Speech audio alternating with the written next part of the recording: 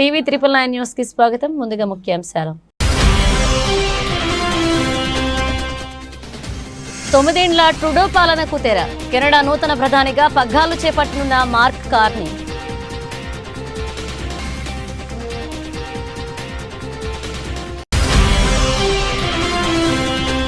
ప్రారంభమైన పార్లమెంట్ మళ్లీ విడత బడ్జెట్ సమావేశాలు. డీలిమిటేషన్, డూప్లికేట్ ఓటర్ ఐడీలు, ప్రతీకార సుంకాలపై కేంద్ర ప్రభుత్వాన్ని నిలదీయడానికి సిద్ధమైన ప్రతిపక్షాలు.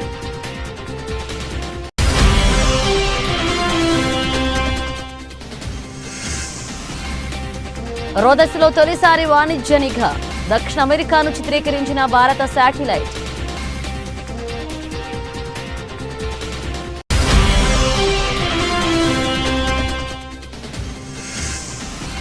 వైద్యురాలితో అసభ్య ప్రవర్తన. తమ్మయ్య బాబును సస్పెండ్ చేసిన జనసేనాని.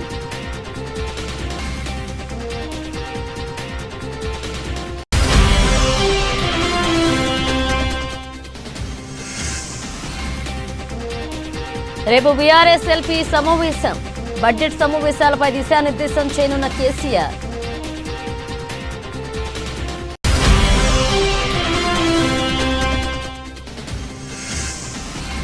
అంతా బాగానే ఉంది. బ్రేకప్ వేళ క్లారిటీ ఇచ్చిన తమన్నా.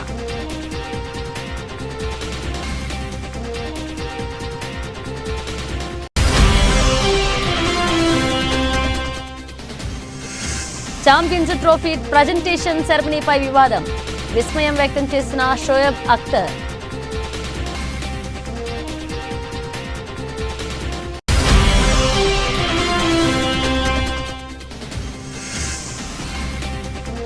లాభాలతో ప్రారంభమైన స్టాక్ మార్కెట్లు. 22,600 మార్కు దాటిన నిఫ్టీ.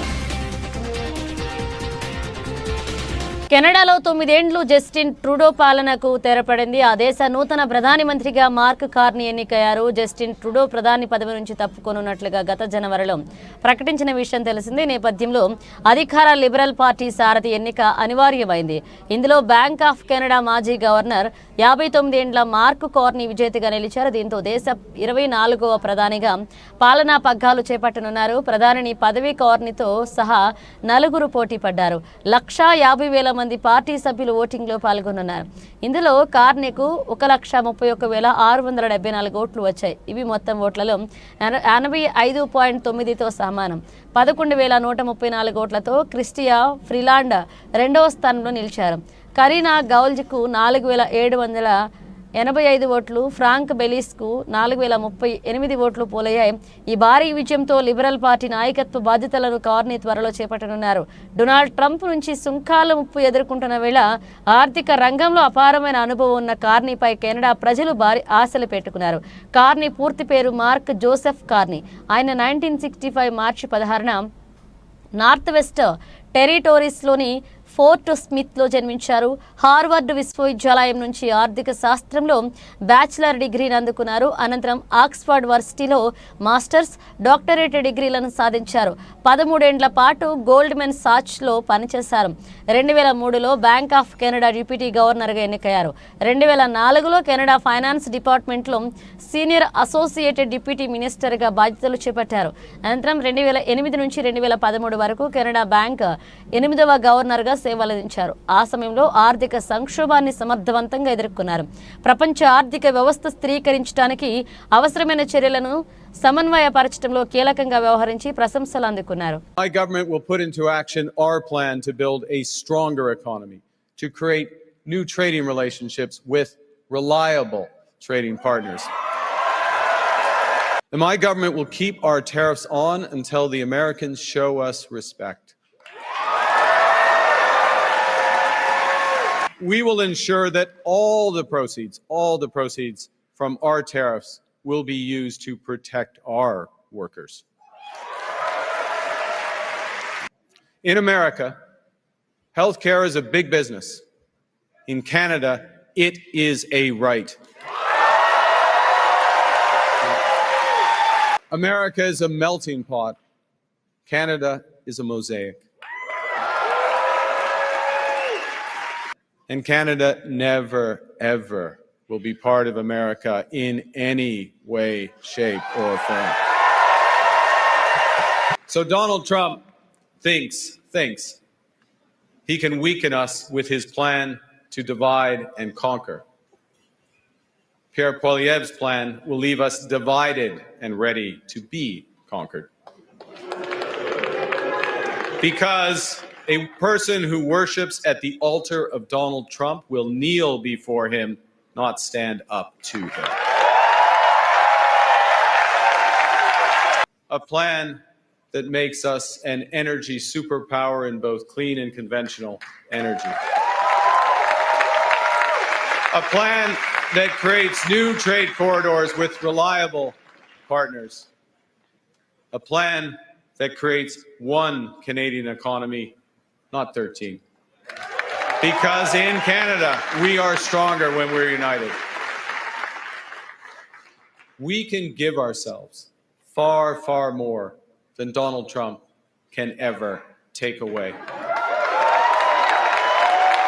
పార్లమెంట్ మలి విడత బడ్జెట్ సమావేశాలు సోమవారం నుంచి ప్రారంభం కానున్నాయి. నియోజకవర్గాల పునర్విభజన, ఓటర్ల జాబితాలో ఆక్రమాలు, మణిపూర్లో మళ్లీ ఘర్షణలు చెలరేగడం, ట్రంప్ యంత్రాంగాన్ని ఎదుర్కోవడంలో కేంద్ర ప్రభుత్వం అసమర్థత, వక్ఫ్ సవరణ బిల్లు వంటి కీలక అంశాలపై ప్రతిపక్షాలు కేంద్ర ప్రభుత్వంపై కత్తులు నూరుతున్నాయి. ఈ నేపథ్యంలో రెండవ విడత బడ్జెట్ సమావేశాలు వాడివేడిగా జరిగే అవకాశం ఉంది.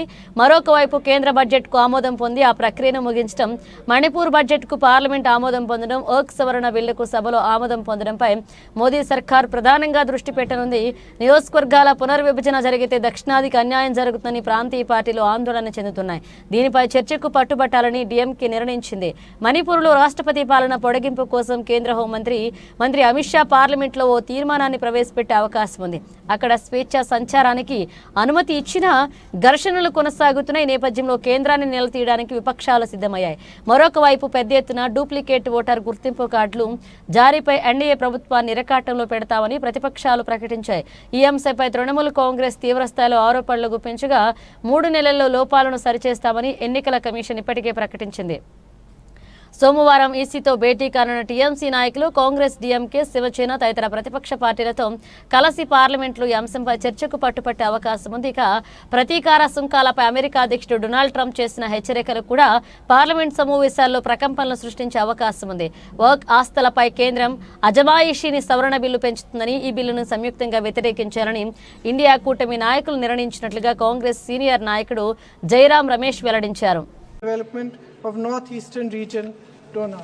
Item number 12, Srimati Nirmala Sitharaman.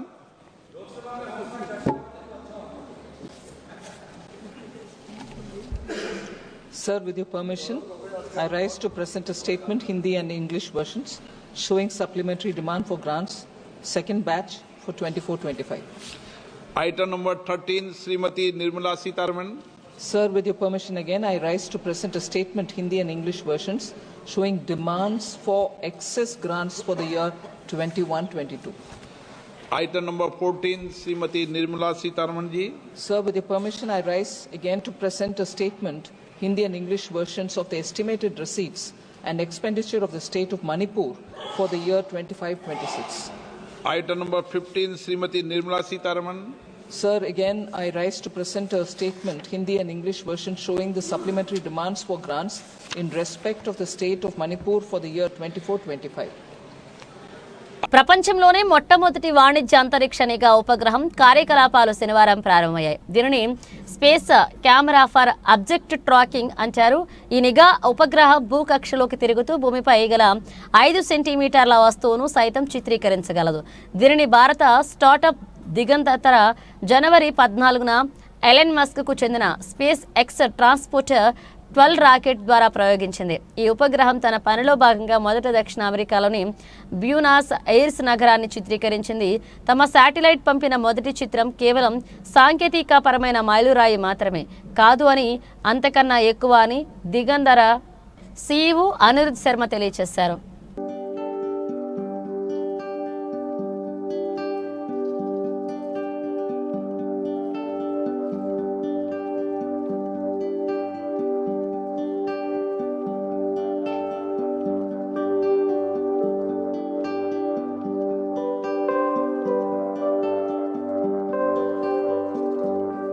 AP Prathipadu నియోజకవర్గ జనసేన పార్టీ ఇన్ఛార్జ్ వరుపుల తమ్మయ్య బాబును పార్టీ అధిష్టానం సస్పెండ్ చేసింది. ఉమెన్స్ డే రోజు మహిళా వైద్యురాలతో దురుసుగా ప్రవర్తించినందుకు క్రమశిక్షణా చర్యలు తీసుకుంది. జనసేన పార్టీ వేములపాటు అజయ్ దీనిపై అధికారిక లేఖ విడుదల చేశారు. ప్రతిపాడు సిహెచ్సి ఘటనపై అందిన నివేదికలు వివరణలు పరిగణలోకి తీసుకుని ఈ నిర్ణయం తీసుకున్నట్లుగా తెలిపారు. విధి నిర్వహణలో ఉన్న ప్రతిపాడు సిహెచ్సి వైద్యులు శ్వేత పట్ల అనుచితంగా ప్రవర్తించి దుర్భాషలాడిన ఘటన దురదృష్టకరమని పేర్కొన్నారు. ఉమెన్స్ డే రోజున ప్రతిపాడు జనసేన ఇన్ఛార్జిగా ఉన్న వరుపుల తమ్మయ్య బాబు వీరంగం సృష్టించాడు. ప్రతిపాడు పిహెచ్సికి వెళ్లిన వరుపుల తమ్మయ్య బాబు మహిళా డాక్టర్ సిబ్బందితో దురుసుగా వ్యవహరించాడు. సిహెచ్సి డాక్టర్ రోడ్డు ప్రమాదంలో గాయపడిన వారికి వైద్యం చేస్తుండగా బాధితుల వివరాలు తమ్మయ్య బాబుకు చెప్పాలి అంటూ జనసేన కార్యకర్తలు డాక్టర్కు ఫోన్ ఇచ్చేందుకు ట్రై చేశారు.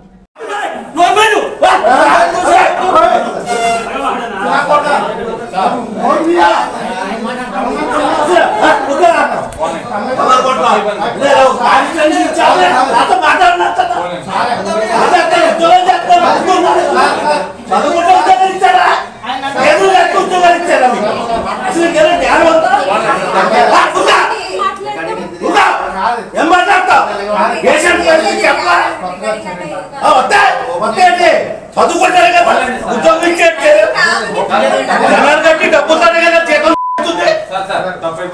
ఎవరైతే మాట్లాడతారు మీతో ఫోన్లో అలా డబ్బగా వచ్చి మాట్లాడేస్తాడా ఫోన్ మాట్లాడతా రెస్పాండ్ అవ్వద్దా వరుపులు తమ్మయ్య బాబు క్లియర్ గా చెప్పాడు కూడా నాడు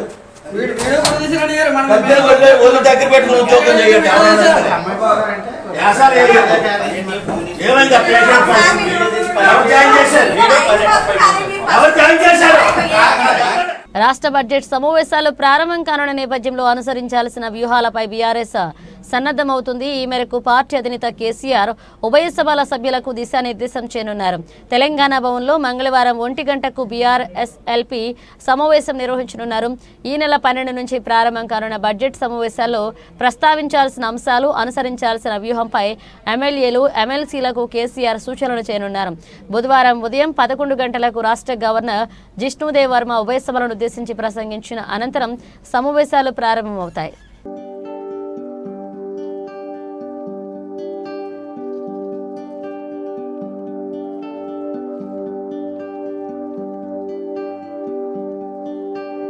తమన్నా గురించి తెలుగు ప్రేక్షకులకు ప్రత్యేక పరిచయాలు అవసరం లేదు.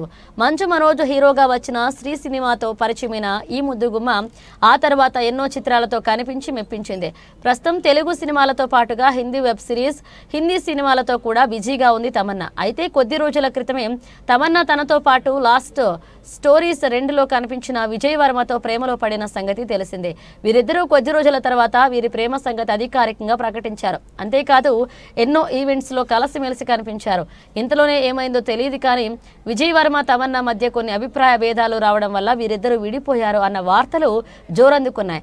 ఈ క్రమంలో ప్రస్తుతం తమన్నా షేర్ చేసిన ఫోటోలు కాస్త తెగ వైరల్ అవుతూ అందరినీ ఆశ్చర్యపరుస్తున్న షుగర్ స్పేస్ అంత మంచిగానే ఉంది అంటూ క్యాప్షన్ పెట్టి తమన్నా ఫోటోలు షేర్ చేసింది. ఈ ఫోటోలలో Tamannaah black and red dress లో కనిపించి అందరినీ ఆకట్టుకుంది. అయితే బ్రేకప్ వార్తలు వస్తున్న ఈ క్రమంలో అంతా బాగానే ఉంది అని క్యాప్షన్ పెట్టి తమన్నా ఫోటోలు షేర్ చేయడంతో ప్రస్తుతం ఇవి కాస్త వైరల్ అవుతున్నాయి.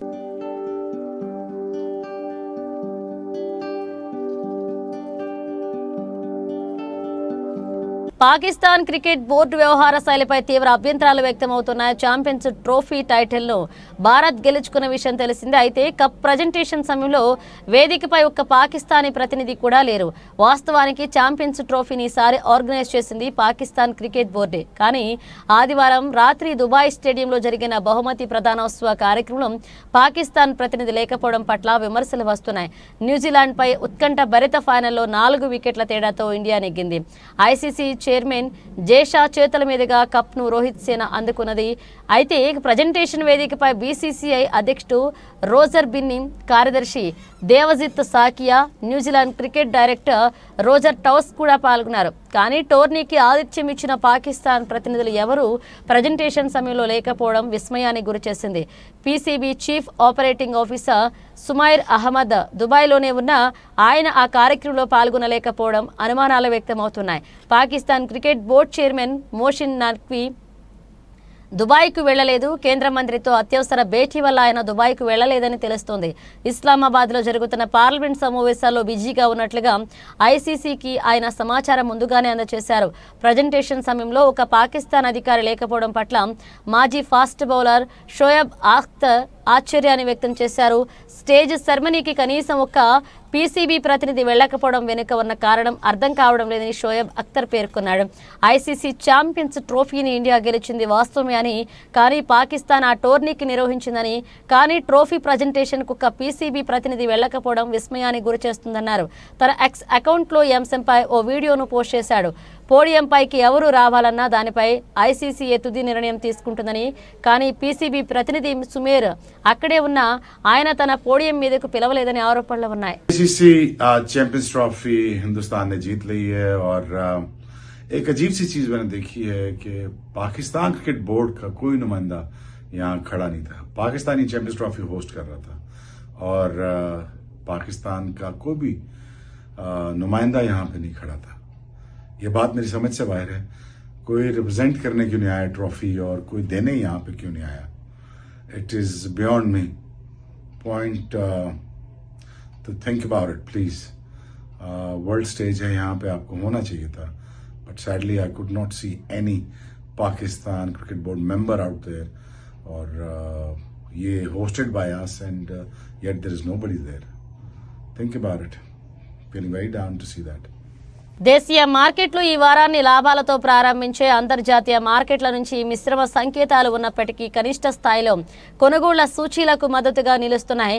ఈ ప్రభావంతో సోమవారం ట్రేడింగ్ మార్కెట్లు లాభాల్లో కొనసాగుతున్నాయి. సెన్సెక్స్ 200 పాయింట్లకు పైగా పెరిగి నిఫ్టీ 22,600 మార్కును దాటింది. ఉదయం 9:30 గంటల సమయానికి సెన్సెక్స్ 227 పాయింట్లు పెరిగి 74,560 వద్ద ట్రేడ్ అవుతుండగా నిఫ్టీ 72 పాయింట్ల లాభంతో 22,625 వద్ద కొనసాగుతుంది.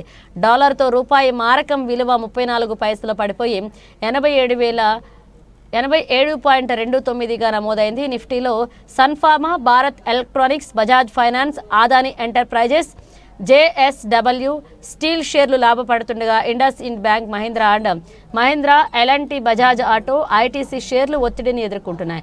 ఆసియా పసిఫిక్ మార్కెట్లు సోమవారం మిశ్రమంగా కదలాడుతున్నాయి. జపాన్ నిక్కీ 0.57%, దక్షిణ కొరియా కోస్పి 0.47%, ఆస్ట్రేలియా ఏఎస్ఎక్స్ సూచీ 0.2% మేర లాభాల్లో ఉంటే హాంగ్ సెంగ్ సూచీ 1.69% నష్టాల్లో ట్రేడ్ అవుతుంది. మరొక వైపు అమెరికా మార్కెట్లు గత శుక్రవారం లాభాలతో ముగిశాయి. S&P 500 0.55%, నాస్డాక్ 0.7%, డోజోన్స్ 0.52% పెరిగాయి.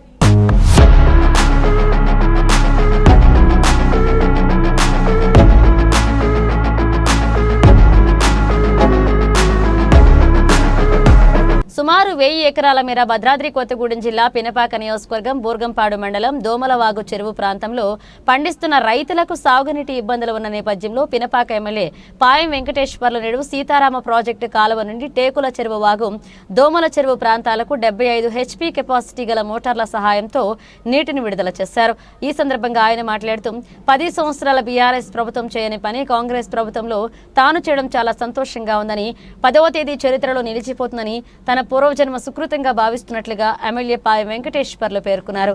రైతులకు ఈ నియోజకవర్గాల్లో ఏ ప్రాంతాల్లో అవసరం ఉందో ఆయా ప్రాంతాల్లో సీతారామ ప్రాజెక్టు నీళ్లు అందజేయడానికి తన వంతు కృషి చేస్తానని హామీ ఇచ్చారు.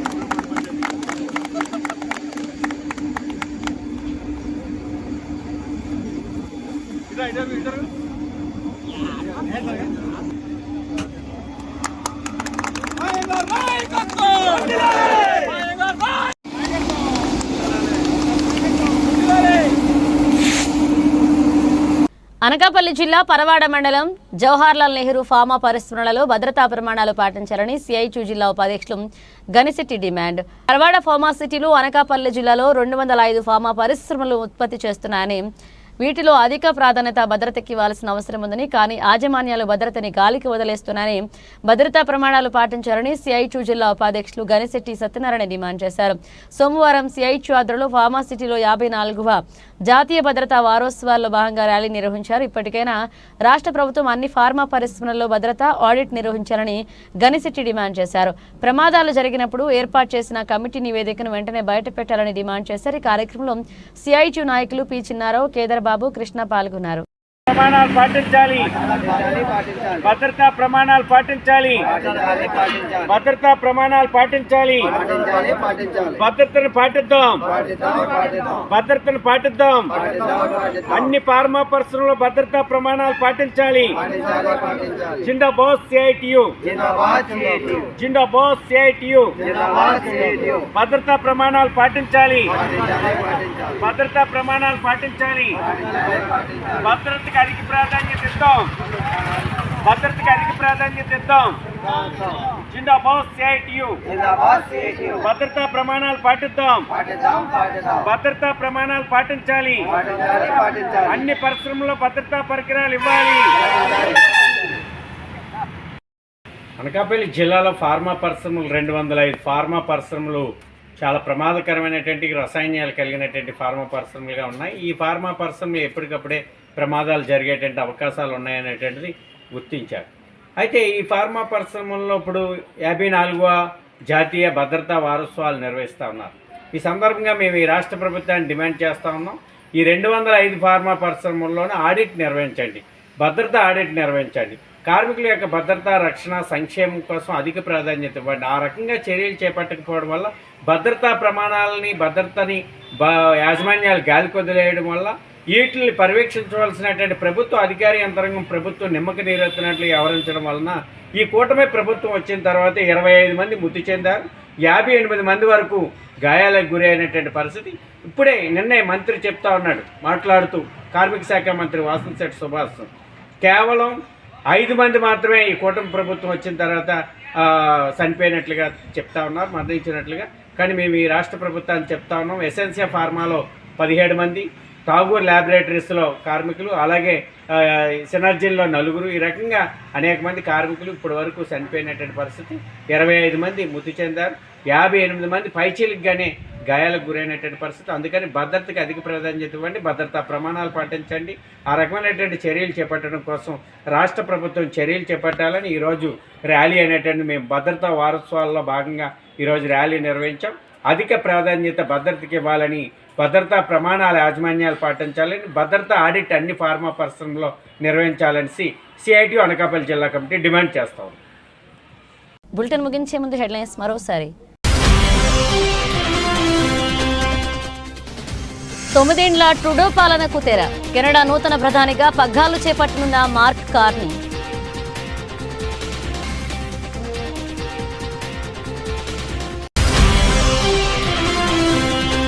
ప్రారంభమైన పార్లమెంట్ మళ్లీ విడత బడ్జెట్ సమావేశాలు. డీలిమిటేషన్, డూప్లికేట్ ఓటర్ ఐడీలు, ప్రతీకార సుంకాలపై కేంద్ర ప్రభుత్వాన్ని నిలదీయడానికి సిద్ధమైన ప్రతిపక్షాలు.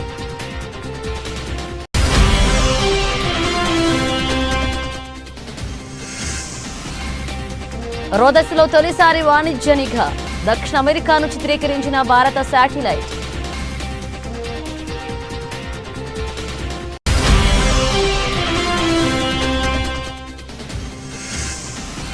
వైద్యురాలితో అసభ్య ప్రవర్తన.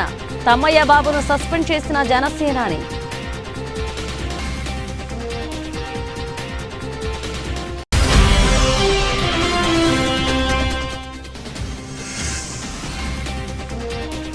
రేపు బీఆర్ఎస్ ఎల్పీ సమావేశం. బడ్జెట్ సమావేశాలపై దిశానిర్దేశం చేయనున్న కేసీఆర్.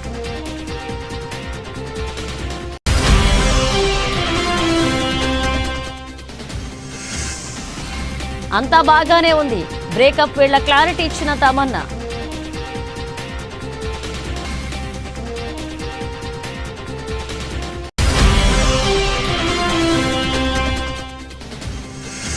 ఛాంపియన్స్ ట్రోఫీ ప్రజెంటేషన్ సెరమనీపై వివాదం. విస్మయం వ్యక్తం చేసిన షోయబ్ అఖ్తర్.